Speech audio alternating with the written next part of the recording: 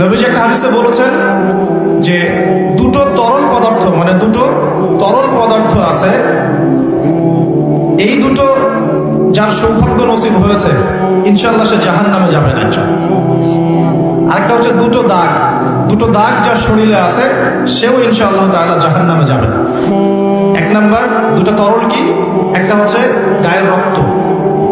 যে ব্যক্তি আল্লাহ পাকের দ্বীনের জন্য রক্ত দিয়েছে, আল্লাহ পাকের দ্বীনের জন্য, দুনিয়ার জন্য না, আল্লাহর দ্বীন প্রতিষ্ঠার জন্য যে সংগ্রাম করেছে, রক্ত ঝরেছে, এই যে রক্তের ফোঁটা মাটিতে পড়ার আগেই তার সমস্ত গুনাহ মাফ করে দেয়া।